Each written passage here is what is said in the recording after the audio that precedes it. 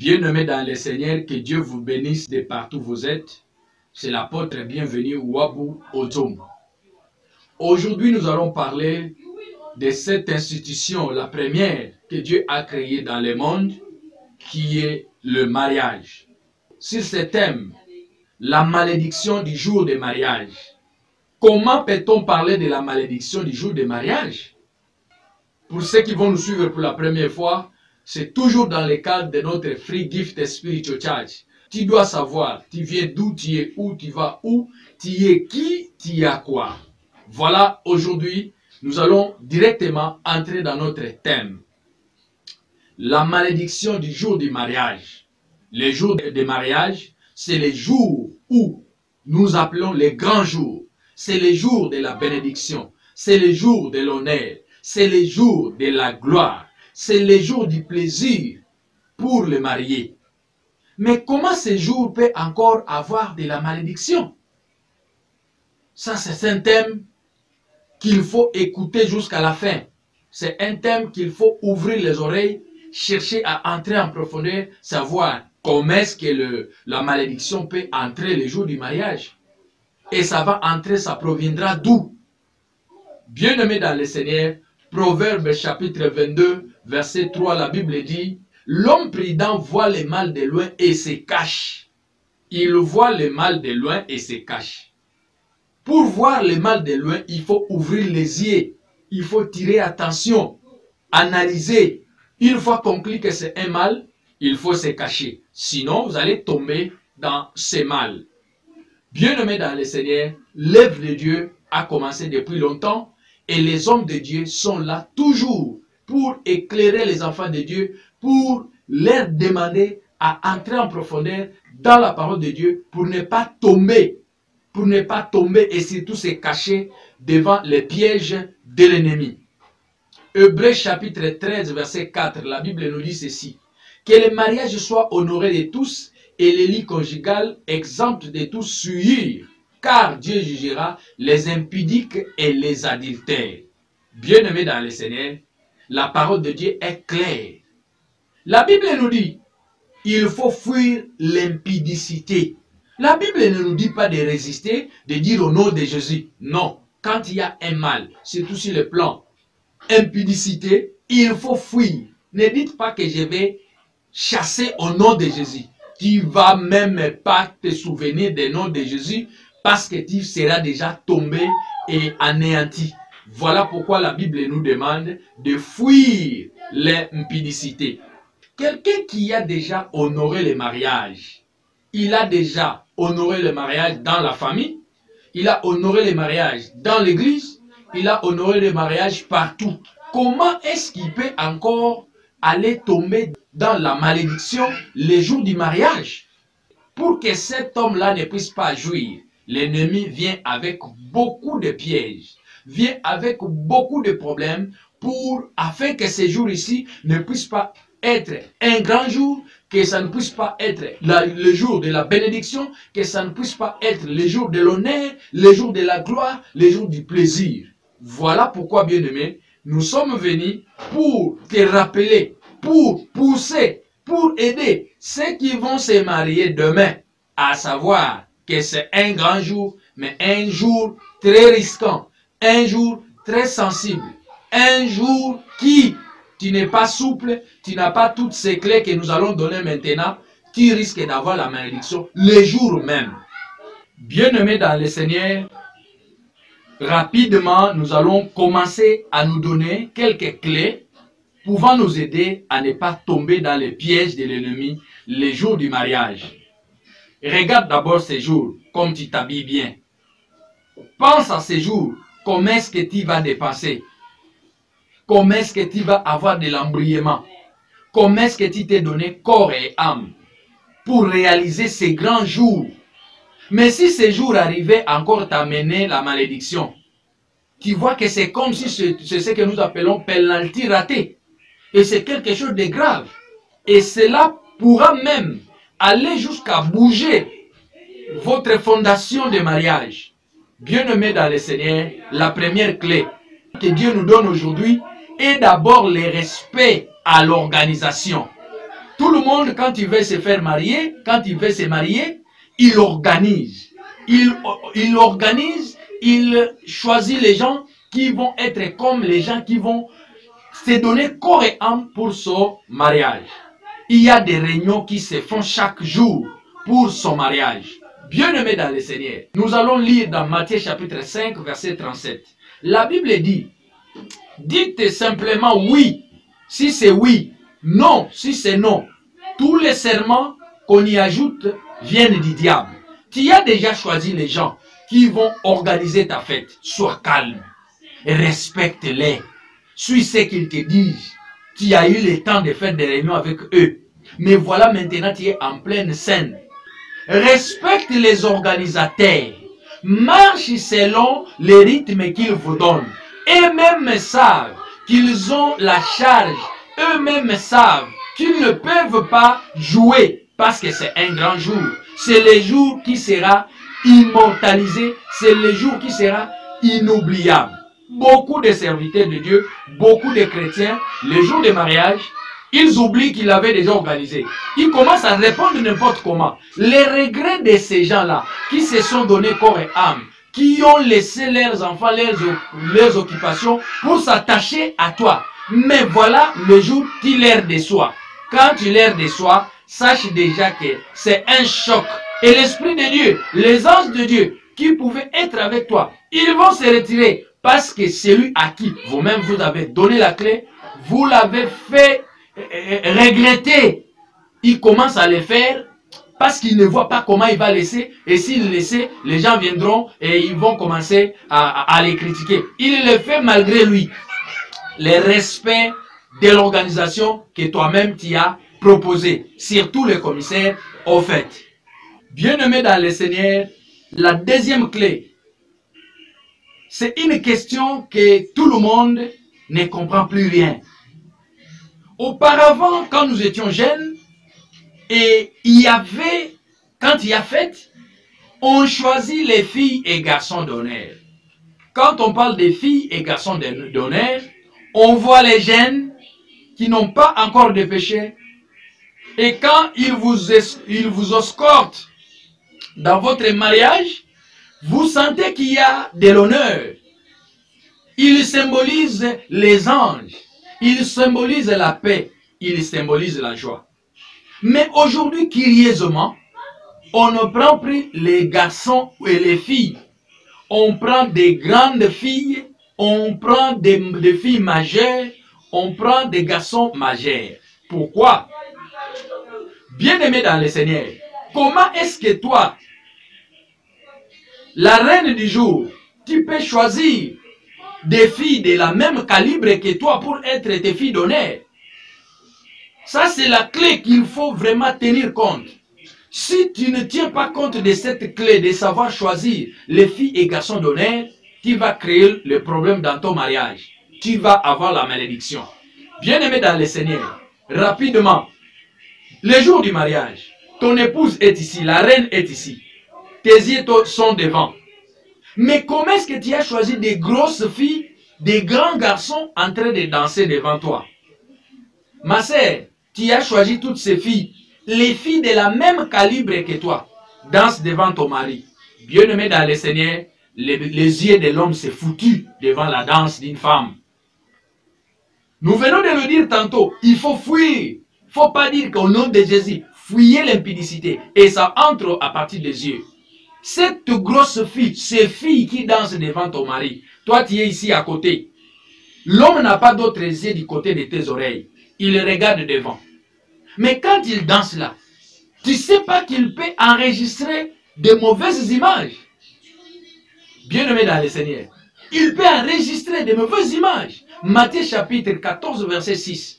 Rappelez-vous de l'anniversaire d'Hérode. La danse de sa propre fille l'a poussé à dire n'importe quoi et c'était la mort d'un serviteur de Dieu. Maintenant, une fille qui n'est pas la tienne, tu la prends comme majorette. Voilà pourquoi plusieurs filles nous disent, pasteur, moi, on m'a toujours sélectionné parmi les filles d'honneur. Mais quand je danse, après, vous verrez que cet homme-là va toujours chercher à m'appeler, à sortir avec lui. J'ai dit, mais pourquoi ça? Non, c'est clair. Parce que vous avez fait le choix d'une fille majeure qui a déjà le péché, qui s'est déjà mariée avant qu'on puisse doter, qui connaît tout. Maintenant, tu la prends comme ta fille d'honneur. Elle est là, elle est venue pour te maudire. Et c'est une malédiction. Et aussi, n'ouvrons pas la porte à laisser la place à ces grands garçons comme ça, danser avec des filles comme ça. Après ces mariages, ils vont se marier sans payer la dot. C'est comme si c'est nous qui avons favorisé le péché à ces garçons et à ces filles. Pourquoi? Parce que ce sont des filles qui sont dans les péchés. Ils font le péché en dehors du mariage.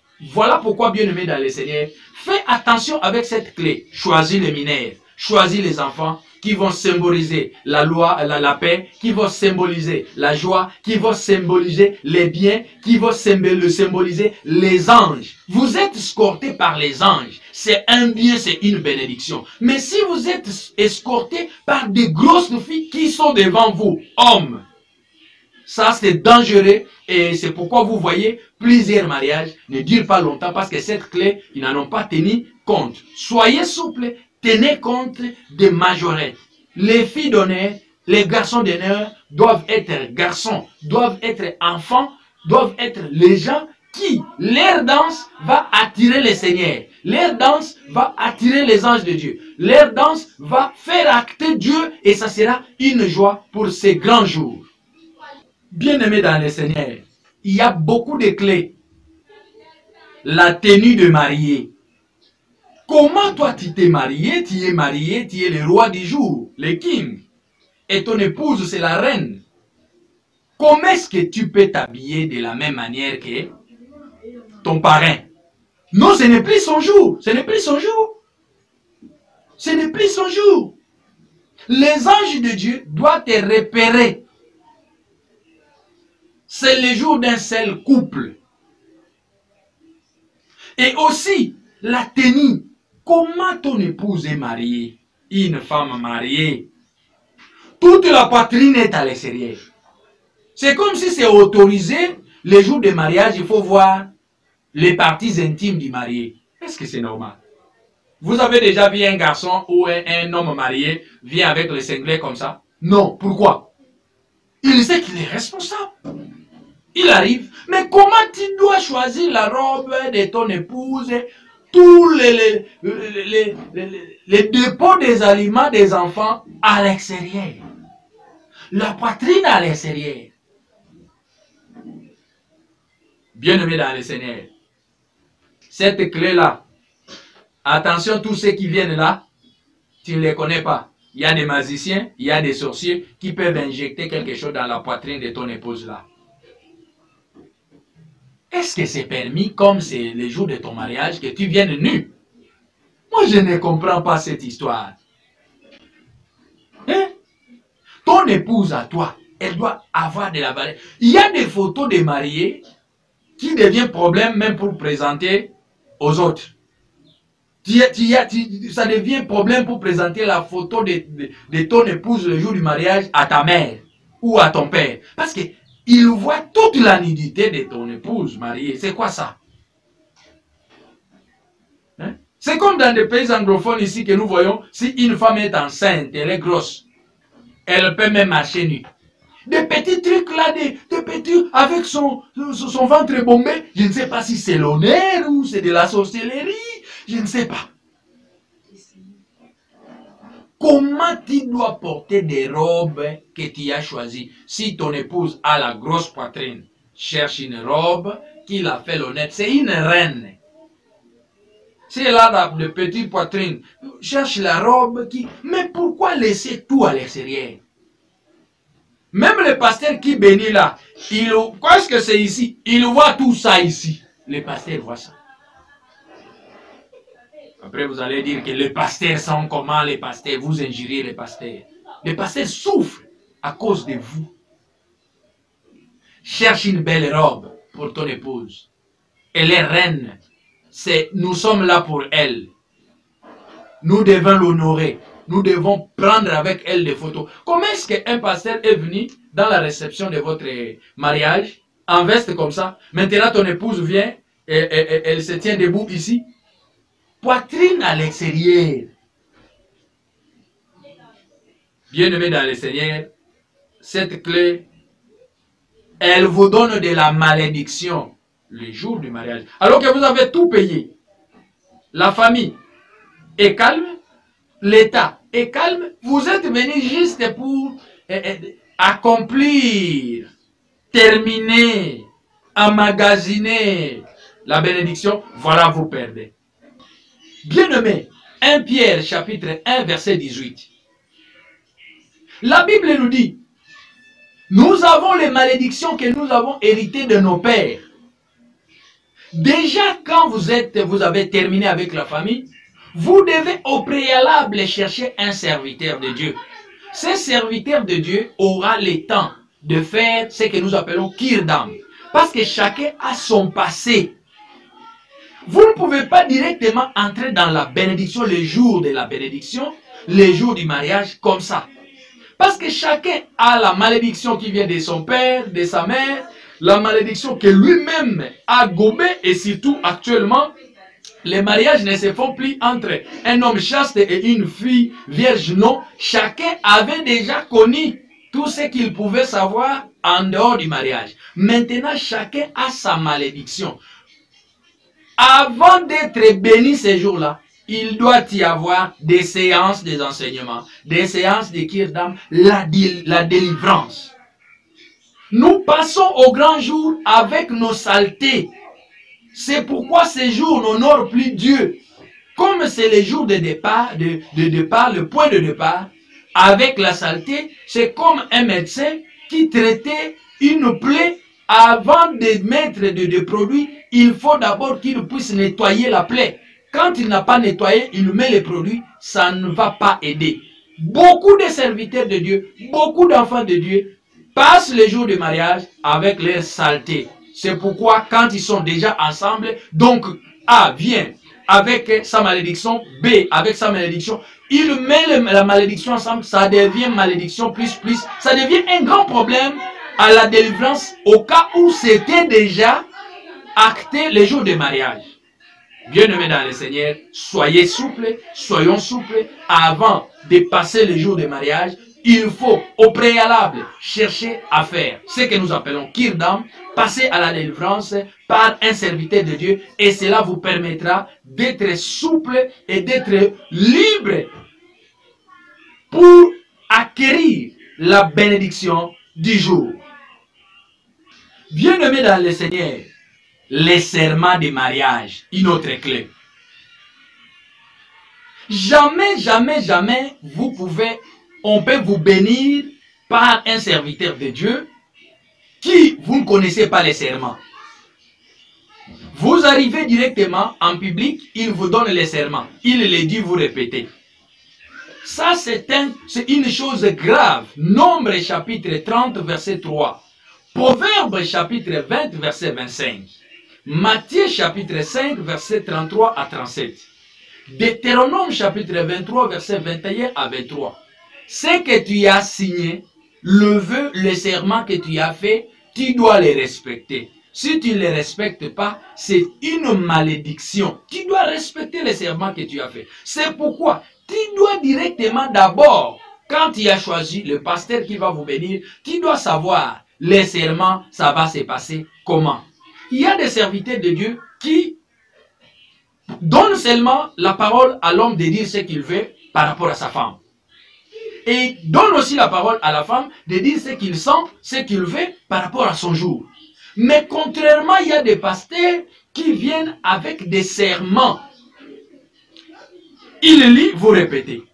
Nous avons participé à plusieurs mariages où le pasteur lit. Un exemple, le jour où je mourrai, tu répètes le jour où je mourrai. Nous allons mourir ensemble, nous allons mourir ensemble. On va nous enterrer ensemble, on va nous enterrer ensemble. Dans le même cercueil, dans le même cercueil. Bien-aimés dans le Seigneur. Le couple juste, il ne sait plus quoi faire, comment refuser, il ne sait pas. Tout est brisqué, il est obligé d'accepter. Mais moi je te dis, si tu croises des choses comme ça et que tu étais imprudent avant de te préparer par rapport au serment, Parce que c'est une clé très sensible, il ne faut pas répéter ce que le pasteur dit. Si tu trouves que ce n'est pas normal, il faut refuser. Parce que c'est un grand jour. Comment tu peux accepter de mourir le même jour avec ton épouse? Les enfants vont rester avec qui? Est-ce que c'est biblique? J'abandonne ma famille. J'abandonne ma famille. La Bible n'a pas dit ça. La Bible a dit l'homme quittera. La Bible n'a pas dit que l'homme doit se détacher, doit se diviser avec sa femme. Non. Dans sa famille, non. Tirez attention. La clé du serment, très important. Beaucoup des enfants de Dieu vont souffrir, continuer à souffrir dans leur mariage parce qu'il a prêté serment de ce qui ne venait pas de lui. Ça venait du pasteur. Le pasteur te fait gober des histoires que même lui-même ne peut pas accepter. Attention. Une autre clé, Ecclésiaste chapitre 3, verset 1. Chaque chose a son temps. Le respect de l'heure d'arrivée dans l'église. Le pasteur qui veut bénir votre mariage ne peut jamais arriver avant vous. Vous devez arriver avant, causer avec lui, qu'il comprenne un peu votre état d'esprit du jour, avant qu'il puisse vous imposer les mains. Mais le pasteur qui va vous bénir est déjà arrivé dans la salle. 2 heures avant, les couples ne sont pas encore là. Tout le monde attend, est fatigué. Les commissaires au fait, les yeux sont dehors. Il sort voir en route, est-ce qu'il vient? 2 heures. Vous n'êtes pas encore là. Les mariés ne sont pas encore là. Dites-moi, ce pasteur-là, qui va vous bénir, est-ce qu'il a encore ses 2 pieds sur terre? Est-ce qu'il a encore la concentration qu'il avait? Est-ce qu'il a encore l'amour ou le plaisir de faire ce qu'il voulait faire? Cette clé, attention. Et quand déjà son cœur, parce que Dieu sonde les cœurs et les reins, quand déjà son cœur est touché, il sait que ça c'est trop. Comment on va les attendre comme ça? Le jour où vous allez faire le mariage civil, vous respectez l'État. L'État dit vous arrivez à 10h30. Déjà vous allez sortir avant pour éviter les embouteillages. Et vous arrivez, l'agent de l'état civil est là, et puis vous passez au mariage. Mais les jours où vous voulez aller à l'église, vous arrivez en retard. Le pasteur fatigué. Ta famille, depuis qu'ils étaient là, fatiguée.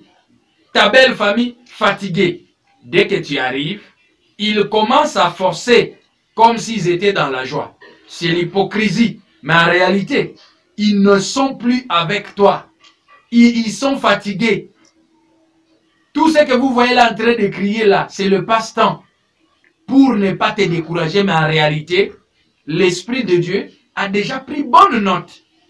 Ça, ce sont des erreurs graves qui peuvent vous amener la malédiction le jour du mariage. Pourquoi? Parce que le pasteur qui bénit a regretté, la belle famille regrette, tout le monde regrette, et ils font semblant d'être en joie. En réalité, le mariage qui pouvait être béni à 11h, le mariage est béni à 14h.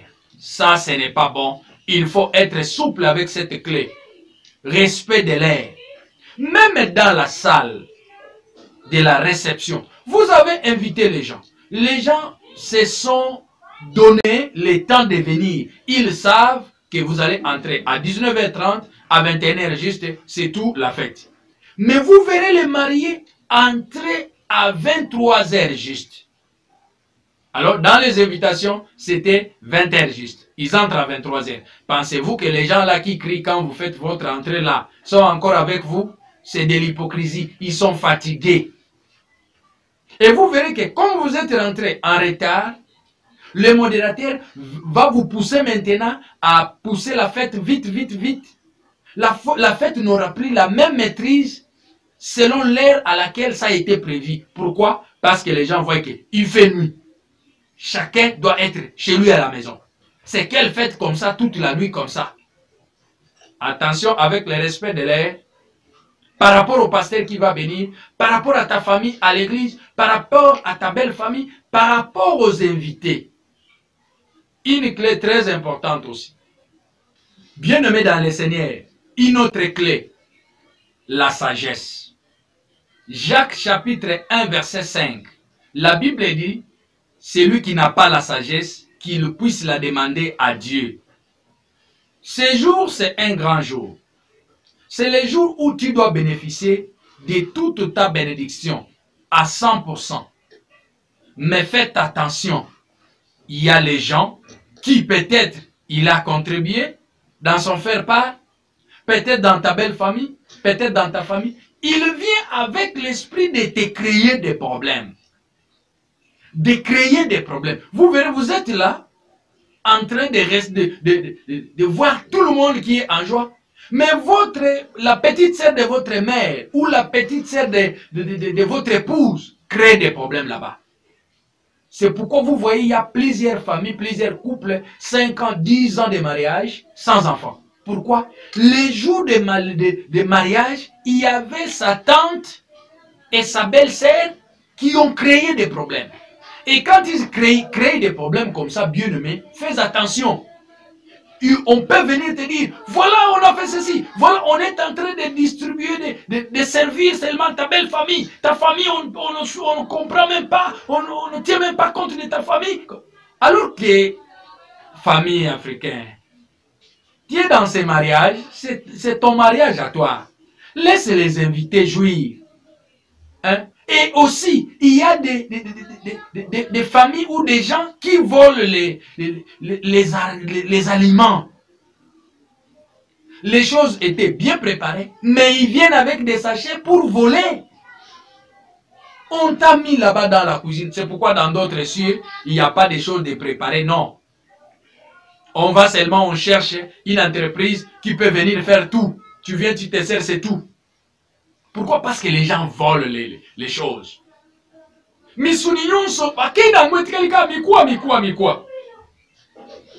La belle famille est là pour voler. Ta famille est là pour voler. Soit tes amis sont là pour voler. Et quelqu'un qui est sérieux parmi vous dit, mais ne faites pas ça. Ça, vous voulez détruire la fête. Ça devient un problème. Cette histoire sort. Et ça va dans plusieurs personnes, Satan profite dedans, c'est la malédiction. Tantôt il n'y a pas d'enfants, tantôt il y a des problèmes pour avoir des enfants. C'est pourquoi les pasteurs, les serviteurs de Dieu qui font des délivrances, ils ont toujours besoin de connaître tout. Mais peut-être vous ne saurez pas. Bien-aimé dans le Seigneur, demande la sagesse. Ne parle pas trop ces jours-là. Nous avons vu des gens qui il est là au podium comme ça avec son épouse, mais il est en colère. Vous avez même peur de les filmer parce qu'il sort mal. Vous avez même peur de prendre des photos parce qu'il sort mal. Il est fâché. Mais il faut avoir de la sagesse. Il faut avoir de la maîtrise de soi ces jours-là. Parce que c'est ton grand jour. Que tout le monde puisse venir et sentir que tu es maintenant responsable. Tu n'es plus comme tu étais avant, un garçon, une fille, non, tu y es responsable. Ça, c'est une des clés qui peut t'amener de la malédiction le jour de ton mariage. Sois souple. Bien-aimé dans le Seigneur, une autre clé, les cadeaux de mariage. Quand les cadeaux viennent, tu as tes parents là-bas. Tu touches, tu donnes. Ne mets pas ta tête dans tous ces cadeaux. Tu as fait ta fête, ce n'est pas pour chercher à avoir les cadeaux, non. Tu as invité les gens pour que tu puisses être heureux. Tu ne peux pas être heureux sur toi seul avec ton épouse, non. Mais sors dans ces histoires de cadeaux. Beaucoup de gens sont piégés dans des cadeaux. Il y a des cadeaux où on t'amène comme ça, c'est un problème éphémère. Beaucoup de gens sont morts par rapport aux cadeaux. Dans les cadeaux, que les gens qui sont là-bas, puisse garder ces cadeaux. Appelle l'homme de Dieu qu'il puisse prier pour ces cadeaux. Ne mets pas tous ces cadeaux dans ton programme. Attention, beaucoup de gens sont morts. Beaucoup de gens ont de la malédiction. Pourquoi? On a travaillé un cadeau, on sait que ça. Comment toi, une fille, tu peux venir avec les cadeaux de sous-vêtements? Ces cadeaux de sous-vêtements, tu donnes les sous-vêtements hommes. Tu donnes aux mariés. Pourquoi? Et toi aussi, les mariés, tu dis, ah, ça, c'est un sous-vêtement. Tu prends ça, tu portes ça. Tu as des problèmes. Attention avec des cadeaux. Lui, est-ce que moi, quand je m'en vais dans des cadeaux, dans des fêtes d'autrui, je les ramène des cadeaux? Voilà, personne ne m'a amené les cadeaux. C'est mieux d'ailleurs de ne pas avoir des cadeaux que d'avoir des cadeaux empoisonnés. Bien-aimés dans le Seigneur. Il y a aussi, dans des couples, nous avons vu, les jours de mariage, on donne l'enveloppe. Il prend, il donne à celui qui est près de lui ici, je ne sais pas c'est qui. Lui aussi vole cet argent. Quand il vole cet argent, sache que tu t'es maudit. Tu maudis ta famille. Ça, c'est une clé. Attention avec les cadeaux. Attention avec ça. Bien-aimés dans le Seigneur, nous continuons et nous sommes arrivés presque à la fin de nos clés que nous vous avons données. Aujourd'hui, la dernière clé, c'est le mariage avec dette.